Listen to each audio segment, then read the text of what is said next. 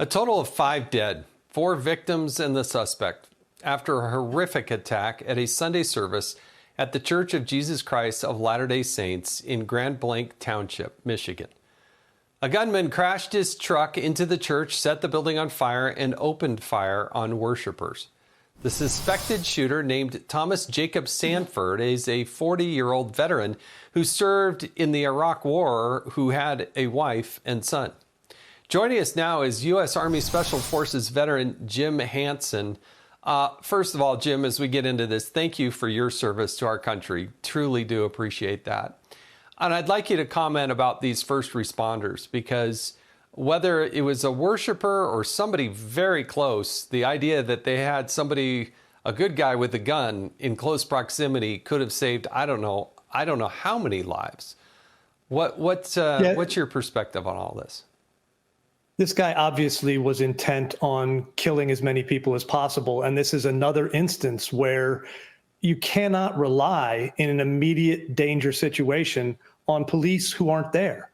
So I think in this case, whoever took care of business saved a lot of lives. It's similar to the wedding shooting where the guy clocked the shooter with a chair and knocked the gun out of his hand. People can take responsibility and action. And I think in this case, that was probably a very good thing.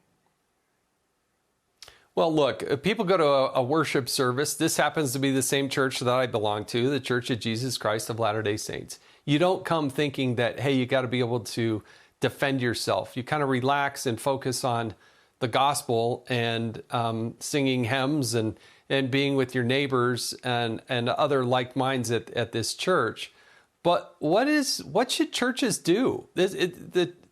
These churches, it's not just of the LDS faith. You got Jewish synagogues. You got all kinds of other churches that have been attacked. What are churches to do to provide the right atmosphere, but also protect themselves? I think many churches have already or are forming safety committees, as they call them, or something similar, where they take members of their congregation that may be former law enforcement, maybe former military, or maybe just citizens who have some training, and allow them to let the rest of the people do what you said, to worship safely.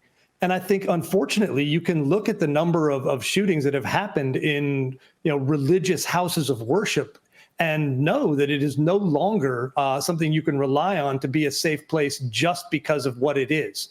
So I think that's something that every religious place should consider and allow the people who want to just worship to feel safe doing so.